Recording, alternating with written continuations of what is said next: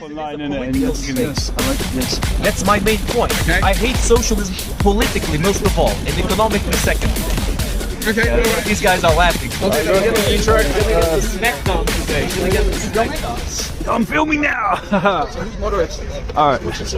Welcome, ladies and gentlemen, to the latest episode of the Speaker's Corner debate series. Today, socialism versus anti-socialism. In the socialism camp, Comrade Kyle. Give a hand for And in the anti-socialism position, Pavlov, the Gopnik assassin. Whoa, what did you just say? I want a good clean fight. No pogroms, no purges. No starving your opponent with any kind of Holodomor. Keep it clean and above the belt. Go! Who's first? Who's first? Oh yeah, who the fuck is first? I'll start. Okay, go. Alright. Get up. Kyle, to the floor, please. Carl! Having the glasses, man. Are we timing this or what? Just like you can. I know. Wait, guys, are we timing this? No. Okay. So openers. Open a rebuttal, and then close. Yeah. 2 rebuttals and then a close as well. So 6 minutes for an opener. One of you deserves Structure. every single one of you has a deeply inbuilt instinctual desire for autonomy, to live your life how you choose, and to not have people step on you. All right? That is a sacrosanct right, inbuilt. It doesn't matter whether people disagree or agree about it. It is an instinctual, biological drive for freedom. It's there, and it's always been there from the very beginning. Now, you might hear the word socialism and get all these emotional reactions. You might come up and see images of the Holodomor, or you might see the gulags. It has so many emotional attachments. I get that. It's fine. We get knee-jerk reactions, especially when we've lived or we've had family members live under a regime called socialist, and they've seen their families not able to feed themselves, queuing up for miles to get basic things like meat and vegetables. I get it. I do get it. I'm just going to turn off my phone. So, it's Robert. It's Robert. Now, that's fine. If you're a socialist and you define socialism as the government controls everything, the government decides what you do, what you don't do, they decide how you brush your teeth, they decide how you go to work. In that sense, yes, I disagree with socialism and I'm anti-socialist, if you define it that way. But if you define socialism as workers controlling their work, deciding how they work, being able to elect or fire their managers democratically, deciding when, where, and how they're going to produce the means of life that we all need to survive, that sense, you should be a socialist, Pablo. You and I work in very difficult conditions in the 21st century. It might have been better than 1900, but that's not a comparison to make, okay? Everybody in the society is stressed beyond belief. You have people succumbing to addictions because they're coming from work, 10-hour shifts, working as bartenders, working delivering pizza, or they might be working in an office, where it's maybe not so much bad for your body as bad for your soul. Now these people, they deserve freedom. They deserve freedom not just every 4 years, 5 years to vote for a politician to decide how they should live. They deserve freedom to decide how they should work, day by day. Everyday democracy, day by day. That's the real form of socialism I believe in. And I think if you still get the knee-jerk reaction to the word, fine. Don't call it socialism. Call it cooperative democracy in the workplace. Call it cooperative economics. We work together. I'm against competition. I have in every field of life. Why would you want to base your success on defeating other people? Whether it's just playing a game of football, winning a debate. I don't want to win a debate against this beautiful young man. I don't. What a nice guy. I don't. I want to have a discussion and learn from him what he sees in socialism that is so despicable. If by socialism he means democracy in the workplace, people deciding how to run their work, as opposed to living in a mini totalitarian state. That is what the modern corporation is, a mini totalitarian state. It's 1984 when you go to work, and then it's Brave New World when you leave work. That's the reality we live in. Okay, and I'm completely against it. I think it's the most serious form of economic evil, capitalism. I know we're not here to debate the pros and cons of capitalism. We're here to debate the pros and cons of socialism. So I'll keep focused on that. Like I said, if you define socialism as authoritarian, one-party rule, secret police, gulags, in that sense, yes, I'm an anti-socialist, Pablo. I'm with you on that, my friend.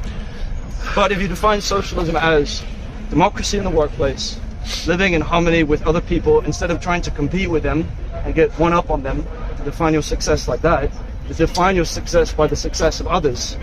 That is a real ethical grounding for an economic system. Now, you said that we're having a debate about politics, not economics. Socialism is first and foremost a system of economics. It's about social ownership of the means of production, social ownership of machinery, the offices, the workplace, to provide for everybody not on the basis of profit, but on the basis of for each according to their ability, to each according to their needs, human needs. You don't get what you deserve, or what you earned, or what you've somehow climbed up the slippery pole to get. You get what you need as a human being, because you have that inherent right. You have that right to water. You have that right to the internet, to free speech. You don't have to earn that stuff. You don't have to pay for it. Those are the things that you were born with and you will die with. Always with you, always there, whether you fight for them or not. So yes, that's why I'm a socialist, because I believe in freedom, not just political freedom, but economic freedom. Day by day, in the workplace, not just voting every 4 years for a distant politician who may or may not live up to his platform that he got elected on. We need day by day democracy in the workplace. So I'm going to try and count, in the last time I have left, I don't know if I have too much time left, but I'm just going to try and counter something that Pavlov's going to say. He's going to say, I think he's going to say that, well, we've never tried this before, so therefore we shouldn't do it. Now that, for me, is the mentality that corrodes visionary thinking. It's like an acid that just damages liberatory ideas that can take us forward, propel us forward. If you just base your ethics on what has already come before, you will stagnate. This is why I say conservatism is literally retardation as an ideology. It retards this kind of progress. It hasn't been done before, therefore we shouldn't do it. Now that doesn't make any sense. I give the example of women having the right to vote. Remember I told you this example about 3 weeks ago. Now New Zealand and 1 or 2 states in the United States gave women the vote back in around late 19th century, early 20th century. They were the first to ever do that. Now no one had ever done that in history. There's been varying levels of women empowerment over time, but nothing like widespread female suffrage to be granted to women. Until that point. Now imagine being there at that crucial juncture in history, saying we never tried this before. We never tried this before, giving women the vote. We can't possibly do it. What could go wrong? We could have so many problems. No, yeah, you can be edgy and you can be red-pilled about it, fine. You know what, it speaks for itself when you say those kind of things. I don't really need to even rebut this. But that is a fact. If you're there at every step of historical progress and you're saying we've never done it before, therefore we should never do it, then we're never going to move forward. And we have to move forward. We move forward whether we like it or not. Now, I don't have much time left, so I'm not going to keep speaking. Thank you very much for listening, guys. Nice.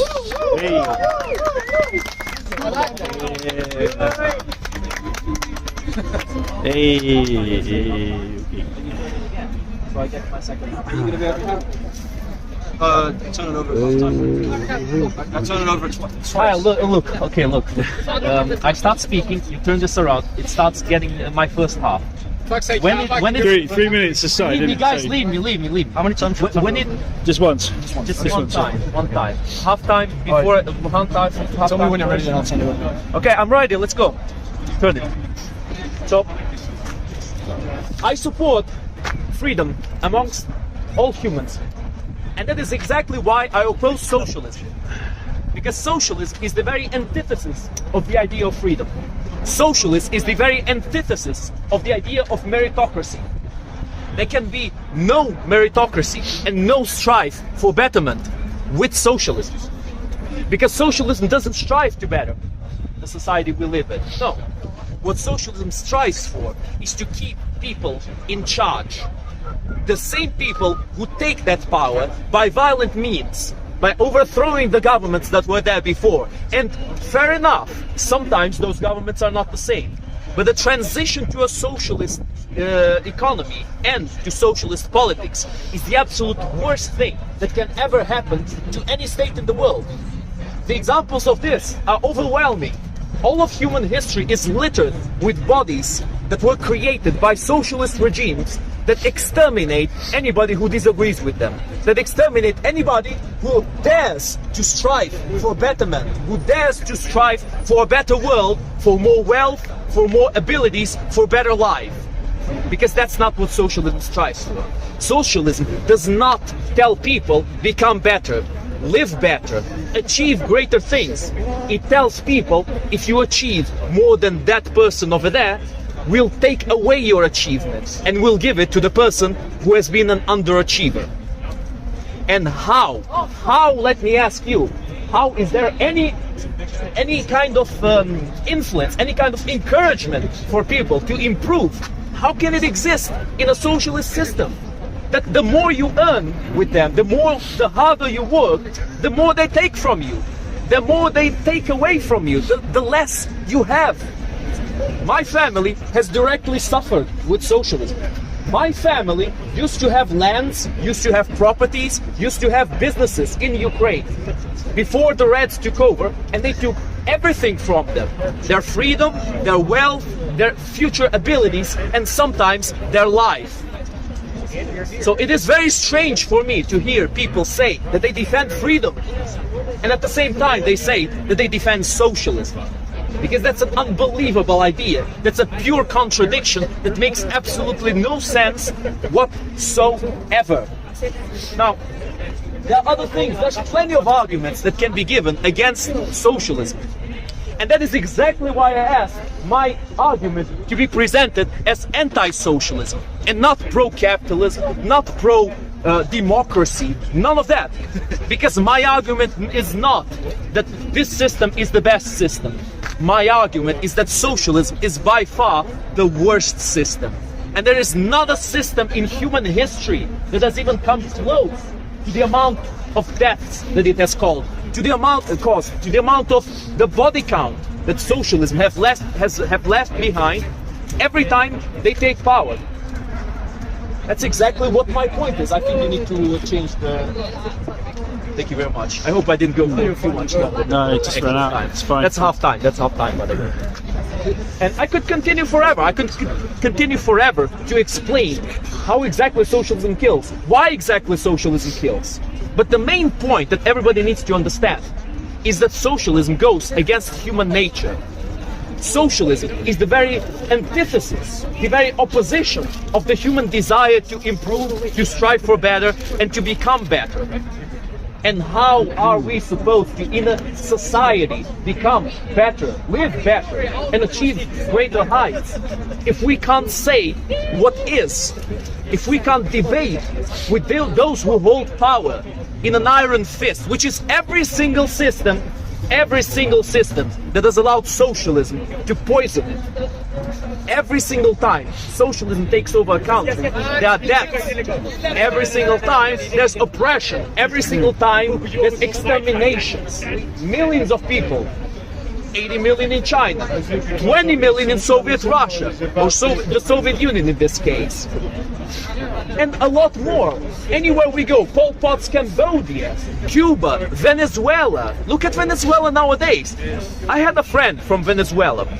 He told me he came from Venezuela and that he worked there as a lawyer. I asked him, because this was a job I was doing as a waiter long ago. I asked him, why are you a waiter here? Weren't you a lawyer in Venezuela? Aren't there more opportunities by being a lawyer? He said he was getting paid $200 per month as a lawyer, as a high-tier lawyer. And that is somebody with a very high-ranking position. Now let's just imagine how people live in these socialist countries. And let's think about what my opponent said. That he wants freedom. He wants people to be free. How are we supposed to achieve that with socialism? When the first thing socialism always does is it repress any kind of opposition, is repress any kind of idea against it. Any kind of idea of improvement. It's impossible. It's absolutely impossible to coincide these two ideas.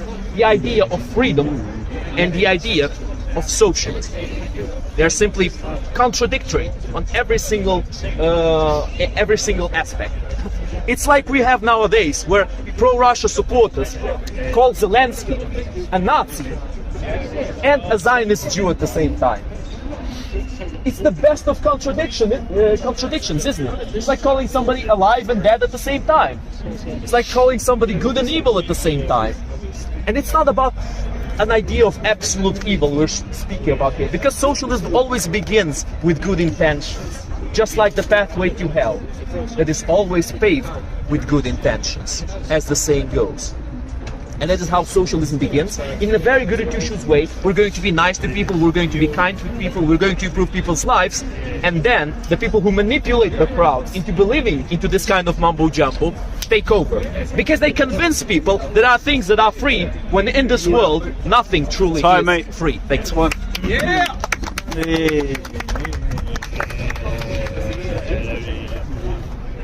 All right. So we're going 3 minutes. 3 minutes. Okay. 3 minutes rebuttals and another round if you want to do that as 3 well. minutes each, and then Okay. I'm happy to take questions as well. And like, if you want to interrupt as well, it's fine. Okay, no, Kyle, just hold on. Just do 3 minutes. 3 I do 3 minutes, and then we All right, okay. we'll do questions. Okay.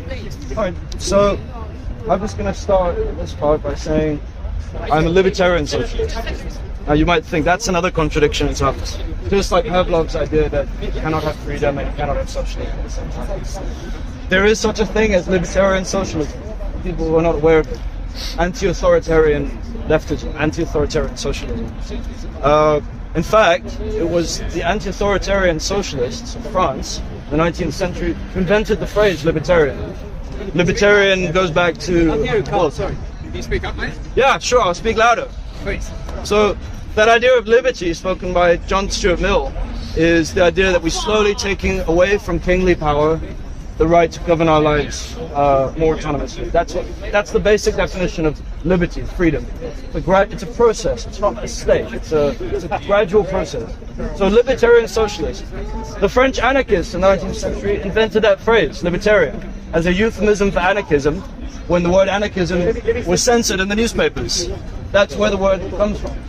And now there have been successes in libertarian socialism. I'll give the example of the Spanish Revolution. In Catalonia in the 1930s, you had a short-lived but very successful experiment with libertarian socialism.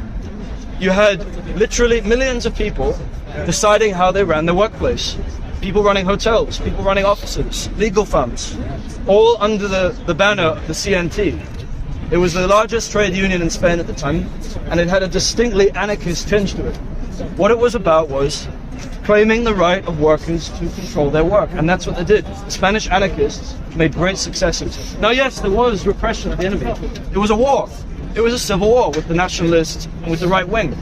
Yes, there was suppression amongst the regions where they were conquering and taking over land from the capitalists, from the fascists. I get that. Now, I'm not there to defend that.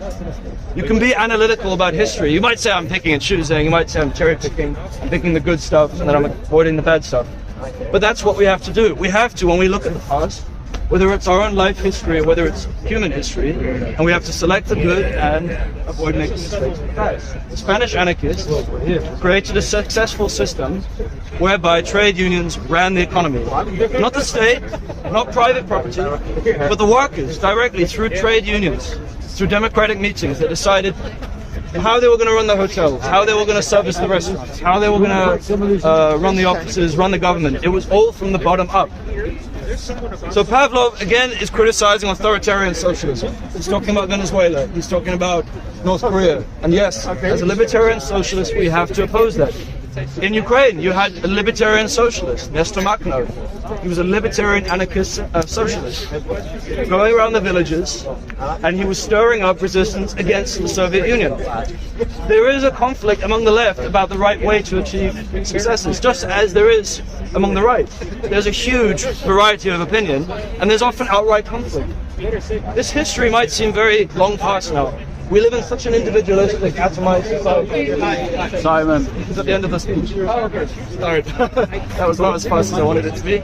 Thanks for letting me finish. All right. I'll just start by saying thanks very much. Now, you sit down. We'll go to Q&A soon.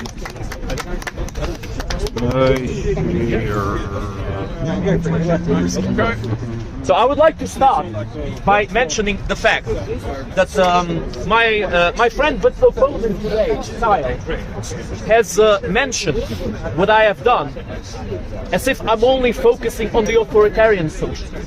Now I do believe, I explained, that the pathway to hell is paved with good intentions. And the pathway to authoritarian socialism is paved with libertarian socialism. It is an inevitable path, however. Every single time any nation will give too much power to the socialist parties in their ranks, every single time the socialist parties will try to take over, to wrestle control of the country, and to put every single person in that country in pure and utter misery. That's what happens every single time. I hear these discussions of authoritarian socialist countries. Yes, they do a lot of bad things, but it's because they're authoritarian. Well, I'm sorry, but have we heard any other kind of socialist countries besides authoritarian socialist countries? Have we not heard enough of China, of Cambodia, of Venezuela, of Cuba, of North Korea, that even now, this is the funny part, we blame capitalism, we call capitalists racists when they have borders. But we don't call socialists anything when they have even stricter borders, except they're not preventing people from coming from outside, they're preventing people from leaving their country. And that, more than anything, my friends, speaks about what kind of country the socialists always brew inside when they take that power. They always destroy any kind of a possibility of a good life for the people in that country, and they prevent them from even leaving it. That is one of the main parts of freedom. Freedom of movement, being able to leave.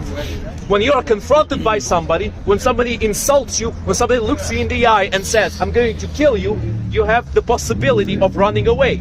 When that possibility is taken away from you, conflict is 100% inevitable.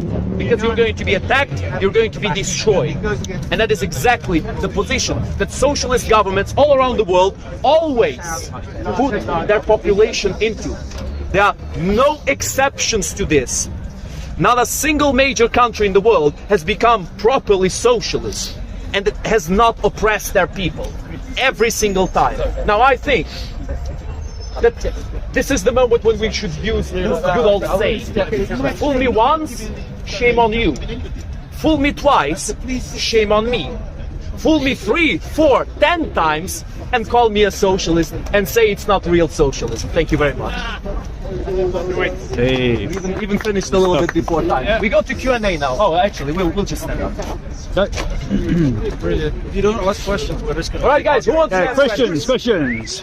Didn't you not engage with what Kyle set out as what socialism? Louder. We need everybody to hear. Didn't you not engage with what Kyle set out of what he defined as socialism? You engaged with like a different type of socialism. Kyle was setting up a type of socialism. He used other words to try and describe something else. I think I engaged pretty accurately with Kyle's idea of socialism. I said that that's where it starts, but it inevitably ends with authoritarian socialism. Kyle's idea of socialism is nice, it's kind, it's okay, no problem. But it will always inevitably give a platform and give power to people who want to create an authoritarian regime. That is what I say, that is the metaphor that I use. The pathway to hell is paved with good intentions, and the pathway to authoritarian socialism is paved with libertarian socialism. Did you make that one? I just made it up on the spot, by the way. Don't look this up. I just made it up. But I think it's a good metaphor, though. I think it's a good metaphor. Any further questions? I think this guy has a question. No. What's your question? Great to see you. No, I'm joking. I know. I was just trolling. Get question.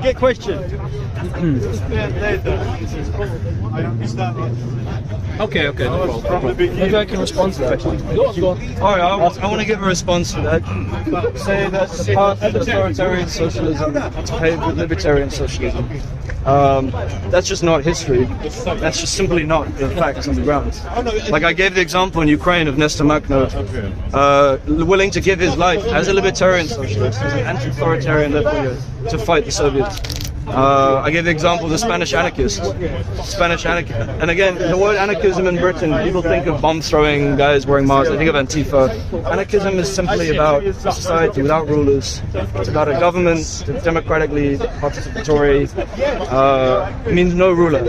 I mean, you can have leaders, you can have people taking leadership roles, but not rulers. Sounds like libertarianism, just straightforward, anarcho-capitalist kind of. The word difference with right-wing libertarianism is that that the libertarian socialists believe in rational, decentralized planning of the economy.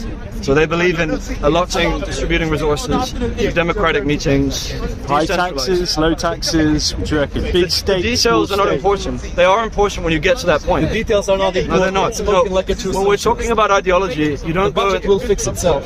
When you're talking about ideology, Sorry. you don't go into details about taxation. That's about policy, and that's what you let the people decide. Once you set up the system, they decide that themselves. So that's what I would say about questions about taxation. Let's call them. By Having said that, I voluntary. believe in things like a universal basic income. I believe in things like a negative income tax. I believe in things like land value tax. These are all great policies that we should pursue, even under our current system. They even work alongside capitalism. They're not particularly pro-socialist or anti-capitalist. But Kyle, what encouragement is there for people to strive for better, for people to try to achieve more? If you're taking more away from them, the more they achieve. I agree. But then you disagree with socialism. No, I don't. But what I said is a critique of socialism. If you agree with my critique of socialism, you're It's a disagreeing with critique socialism. of one type of socialism. No, it's a critique of one facet of socialism. As I said before, look, your idea of socialism is this goody two-shoes state where everybody is friends, everybody works together, everybody earns enough to survive, blah, blah, blah. But that kind of socialism doesn't exist. It never was put in place. This is why socialists always say that wasn't real socialism. Every time it fails miserably and people die. Actually, it did because it exist. can't exist. I gave the example of the Spanish Revolution. In the midst of a terrible war. civil war. Yes, and even that should give us hope. That even in the midst of War should give us hope. That says a lot. That even in the midst of a brutal civil war. Sorry? What's the symbol? The red flag. The red flag is undoubtedly the symbol of socialism. It's the most basic. You can add things. Well, look, 2 nights on a horse. Yeah, Templar. Knights. They're practicing socialism. Is it? Yeah, so practicing socialism. That's where socialism comes from. That's why the Pope is socialism. I'm not really understanding. I never heard of it. Okay, go Knights Templar, Go 2 to the knights on a temple horse, right? and see the symbol of socialism. 2 knights on a horse. I never. You talking about the Knights Templar? Yes, Yeah. that's why they're practicing socialism. Not entirely. Don't practice socialism. Oh, I never heard of that. I don't think. Look, What I'm saying, you haven't heard of research it then. no, but listen. No, research it. Hold on. But hear me out. Research it. If you haven't Hear heard me of out. research Sir, it. hear me out. Yes. What I'm saying is, if maybe it was a symbol of socialism long ago, maybe it was one What of do you mean the. long ago? Hold on. What do you mean long ago? Give me a second. there. All right. Hold on. I give Go you some there. time. Go there. I give you some time to speak. Give me some time to speak, please. I say research it.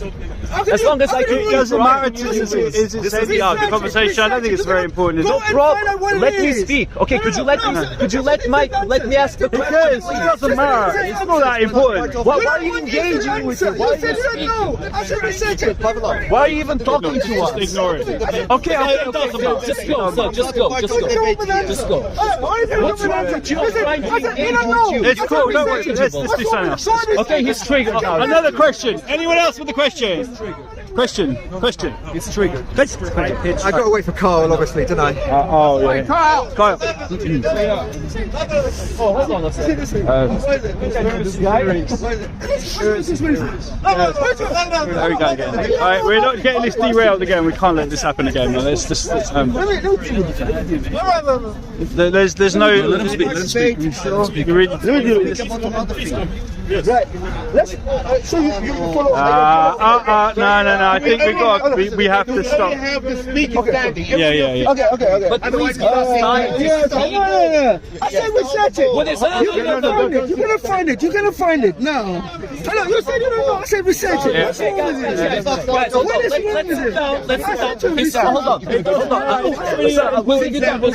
having. It's not that Never, hold on. Never interrupt your enemy when he's making a mistake. Never interrupt an idiot when he's making a fool out of himself. Let's. All right.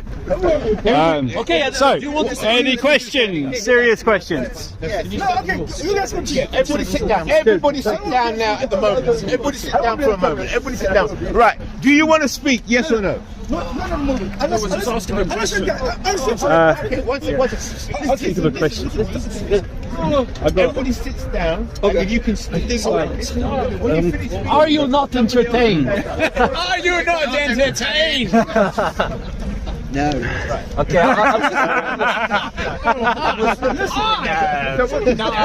Imagine if Maximus was like, you don't entertain, and then some random guy is like, okay, I've seen it all before. this is not my first gladiator fight. This is not my first rodeo. Sit down. Right, 3, 2, 1, let's go. Right. The guy says he doesn't want to listen to conspiracy theories.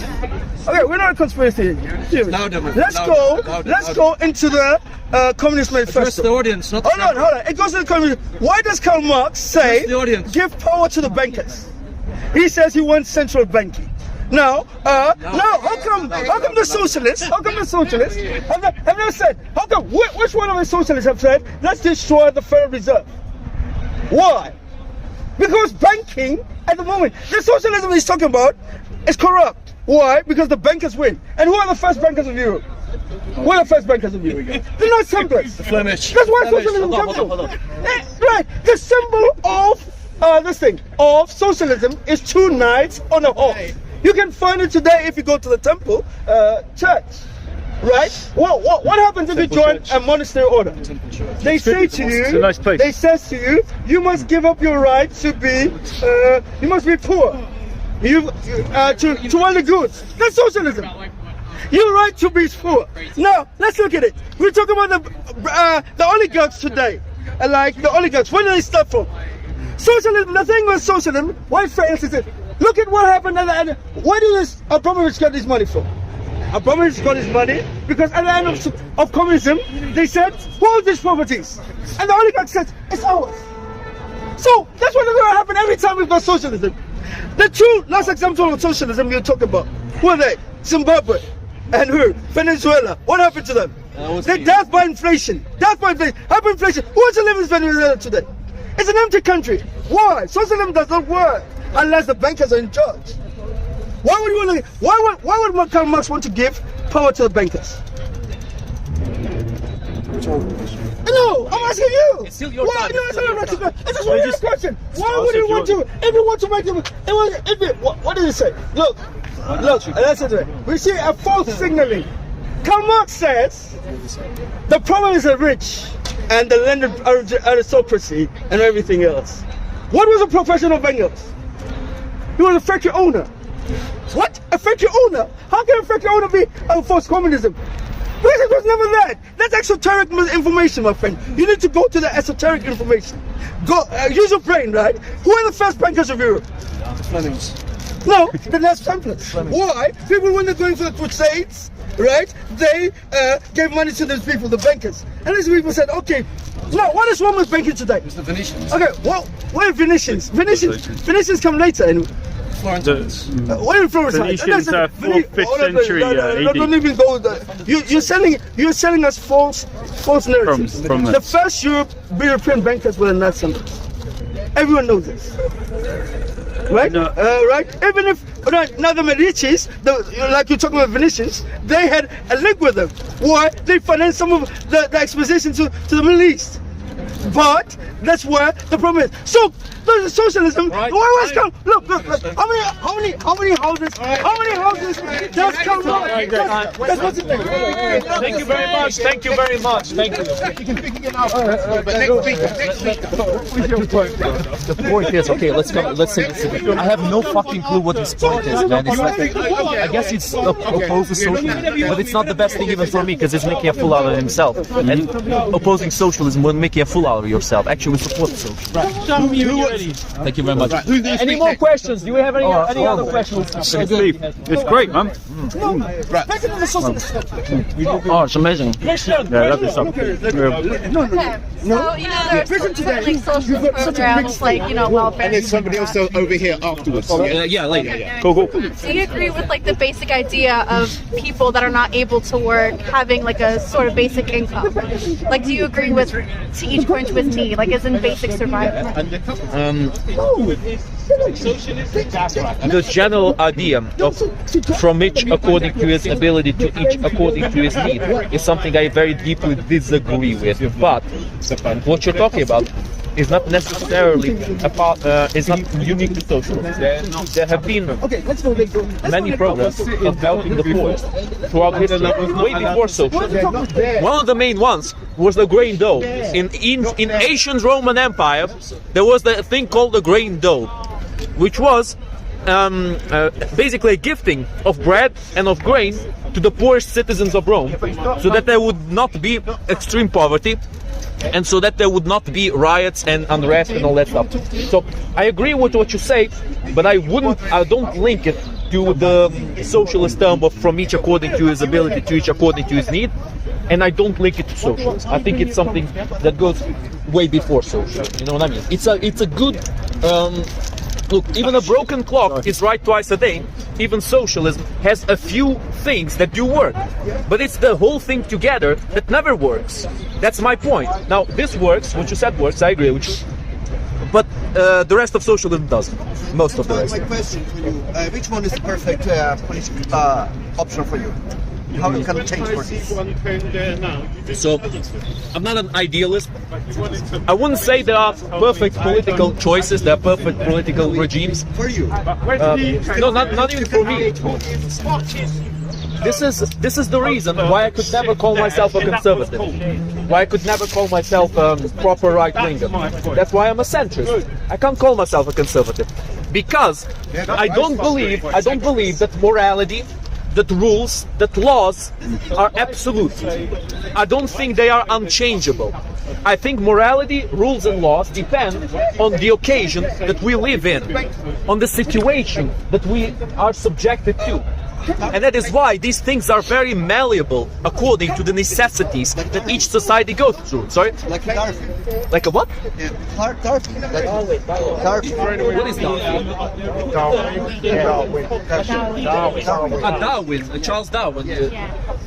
Yeah, something like that. I think all rules, laws, and even morality deserves and needs to be changed to an extent to suit new needs and to suit a new world that keeps changing with times.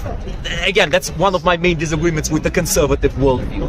But on the other side, on the flip side, my main disagreement with the left-leaning worldview is exactly what I've already described. They cater a lot to the absolute poorest, when actually the absolute poorest are the most numerous in socialist systems, if we look at it from a practical perspective. How is that even possible? Well, that's possible because, as I said, in this world nothing is free. And these supposed handouts that the poor are getting, they come from somebody's pocket. They usually come from the taxes that the poor are also subjected to. So, you know, I think that more or less answers the question you made. Are there any more questions? Any more questions? What are you on about? I've just been over that way. That's not a question. That's just me. That's just asking for a summary of the situation. That'd be a question. Anybody else? Anybody else? No. Yes, it is. What political system, economic system, So would you be? Are you happy with? good question. I am happier or happiest with some political systems. Again, as I said, I don't think there's a perfect political system that's going to always work. There's always room for improvement. But I think what we should strive for is something a bit similar to what Great Britain has, but with some changes. Because I think this country, even though it has a great... Right, in the right direction. Sorry, how you doing? So I was just saying, The worst country is 7 years. Anyway, it comes up to system. you think it's far-fetched? Universal one. Anyway, For everybody. The problem is now we divide the... Basically,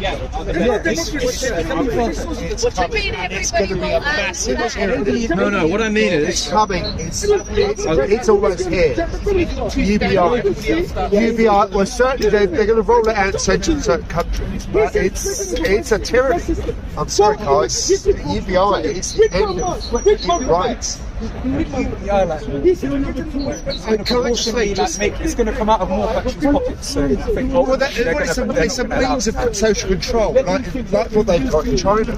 some countries. But I want to say that it's like this debate is so appropriate for me and where I am in my thinking at the moment. I'm just in the middle of it. I've got two treatises that I'm reading: Hayek's Road to Serfdom and George Orwell's critique of it.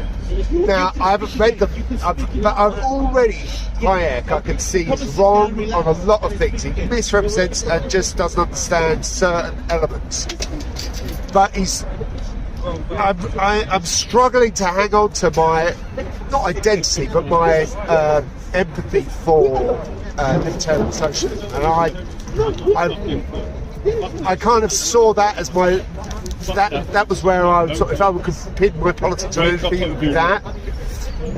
Workers being in control of their means of production was the basic, the bottom line tenet was that's libertarian socialism to me, and interchangeable with the term anarchism. That's what Trotsky said. But now more and more I'm just getting disillusioned. I'm come to see that these things do lead to tyranny. Yep. And it's that the state that we're in now, after 2 years of COVID lockdowns, where human rights have been absolutely subjugated to the state's diktat at a whim, and now they're telling us that it's a human right to have an identity. Speak to everybody. It's and there's other people over here. So speak to everybody. Speak to everybody. Yes, good. All sit down. All sit down. I pretty much said what I'm going to say. Say it again. Say it again. Is there any other time? Say it again. Say it again. All what you said, say it again. But to everybody. You don't have to do that. It's all right. We got it all. Use the platform. Okay, thank you. Yeah, go on. So, darling, very nice to speak to you all. Very nice to meet you. Friend is wonderful. We have one conversation at a time. So it's just this debate is so opposite to where I'm thinking at the moment, because as I was saying, I'm reading two treatises, the Road to Serfdom by Hayek, and George Orwell's critique of it. Now, I haven't actually finished reading them, so I'm a little bit handicapped in come to conclusions here, but the ideals of libertarian socialism being interchangeable with the term anarchism is something Trotsky has talked about, but I just more and more now I'm just no one is talking about the social. I just seeing it as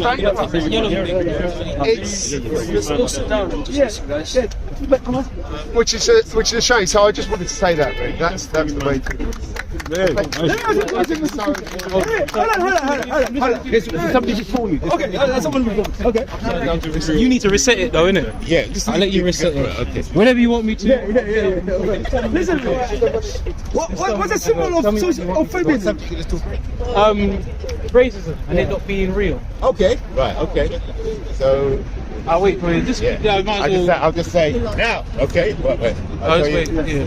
Just watching the timer here. Okay. I'm trying to. Yeah. Ready. You have 3 minutes. 3 minutes. New speaker. 3 minutes. Excellent. I believe racism isn't real. And I say that in the fact of where it's just a technique what's within the caste system. Because there's many black people that believe that what they went through during colonialism and their trauma and pain is something that is an isolated situation. And at the end of the day, slavery is something where before European people left the Asian steppe or the Central Asian steppe, black people were enslaving each other. So it's a behavior where slavery is a behavior where before white people was around or Arab people around, black people were doing this behavior upon each other. So that's something what was embedded in the nature of certain black people. Enslaved as well. Yeah.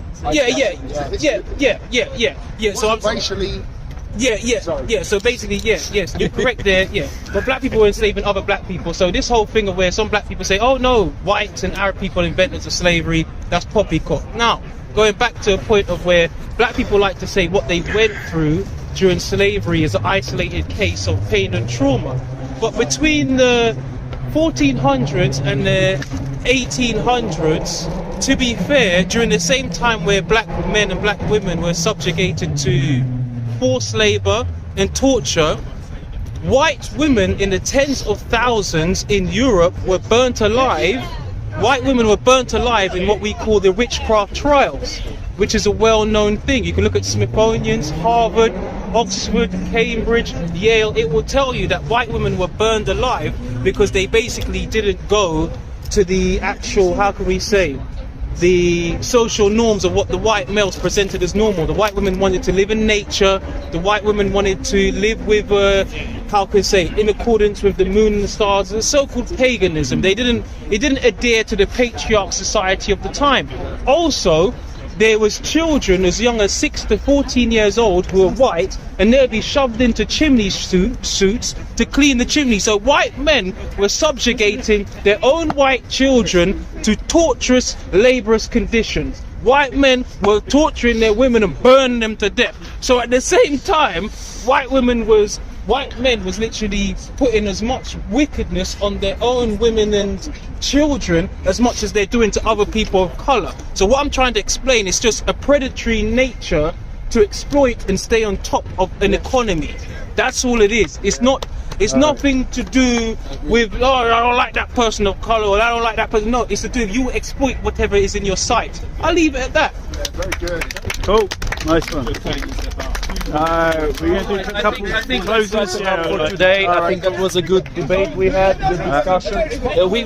We strayed a little bit. Let's just finishing points. I think we strayed a little bit. That's it. We're done. Okay. There's somebody else who wants to speak now. No, it's too late. No, it's too late. No, they want someone else wants to. Who is it? But we're not. Our debate's finished. No. Not this guy, man. Not this guy. No. We're wrapping up. Who's the scholar? There's no scholarship in him. There's no scholarship. There's someone else who threw me in hole. There's no scholarship in what he's talking about. Right. He's never quoted me. Good stuff, guys. Enjoyed it. Awesome. Hey guys. Yeah. Again, we are straying. You're young boy. Just stand aside. Who's the scholar? Yeah, the mayhem. Listen to me. It's all good. I've been speaking on scholar. I've been speaking on scholar for 20 years. Why no scholarship? Why no scholarship? You're young boy.